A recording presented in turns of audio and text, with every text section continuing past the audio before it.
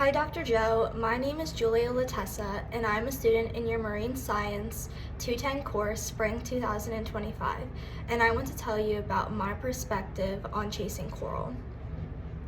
Throughout the whole Chasing Coral documentary, researchers and scientists are trying to find ways to analyze and study the coral that is bleaching all over the world.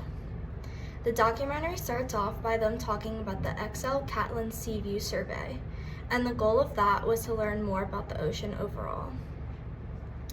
They then started to study the coral by having scuba divers go underneath the water to see the coral reefs. And they discovered that they all turned white and that there was only 0.01% left of elkhorn coral. They then talked about how there used to be so much coral in the Florida Keys, but there's not that much of the coral left anymore because 80 to 90% of that coral has just gone away and died. In the 1980s, there was a lot of coral bleaching that killed a majority of the coral, and this happened again in 2010 and then for a third time a few years later. The next method they tried to study the coral was to install cameras underneath the water near the coral. They did this in the Bahamas and Hawaii, and they found out that there was a lot of coral bleaching in both of those areas. But unfortunately, they were not able to get good pictures with those cameras because they were not able to focus well. So then after that failed attempt of studying the coral, they then decided to put tripods underneath the water at Lizard Island to view the coral and film it. They filmed the coral for approximately two minutes with time-lapse cameras, and then they brought the tripods to the next coral location.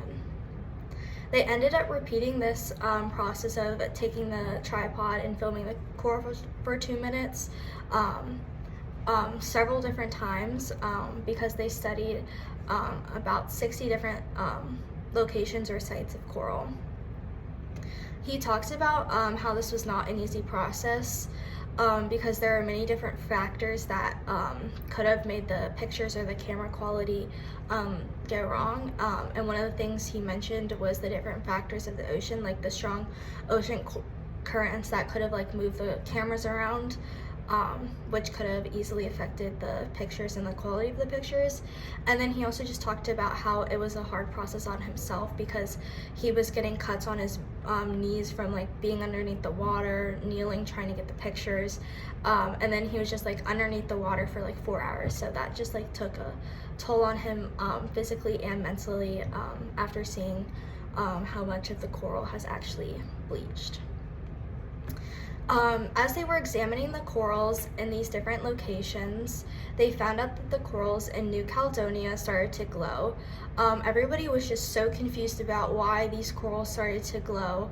And then they found out that the corals had a chemical sunscreen coming from them, which was used to prevent them from bleaching due to the high heat temperatures of the water they were in. So then after all of their research they did on just trying to find out why the coral was bleaching and just seeing how much of the coral has bleached, in Australia, Zach Lago presented his findings to the public.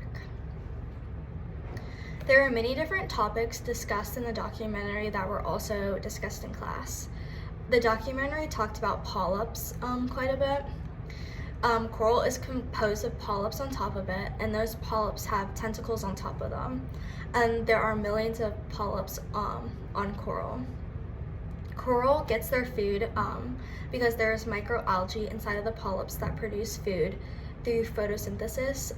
This is pretty cool because basically the coral is able to produce food for itself, and that's how they're able to survive. The documentary also mentioned coral bleaching, which is basically the main purpose of the entire documentary, but they said coral reefs are changing to the color white due to the temperature increase of 2 degrees Celsius. So the coral bleaches to the color white even with a very small change in temperature. And and the microalgae, which helps the coral produce its food, is no longer capable of photosynthesis to make the food for the coral, which ultimately just causes the coral to die. In addition, the documentary also talked about how coral is a huge part of the ecosystem. 25% of the ocean will be impacted by the bleaching/death of the coral. This could become very detrimental because classes of organisms could become extinct due to the loss of coral. This fact in general is just very important because at least I didn't realize how much coral could affect my life or the life of humans. So just knowing about how if like all the corals are dying, then that affects like not only the organisms in the ocean, but then it can also affect organisms on land as well. Lastly, they mentioned that what harms coral reefs, and they said the main two factors are climate change and global warming. This is caused by the high amounts of carbon being let into the air, and then the heat from the carbon becomes trapped by the earth and then goes into the ocean, and that's what causes the ocean to increase in its temperature, causing coral bleaching. So I give this documentary a thumbs up. I thought it was really interesting and eye-opening because before taking this class and watching this documentary, I never knew what coral bleaching was, and I never knew how important and significant it was. So it was definitely very interesting to learn about that and coral bleaching in general.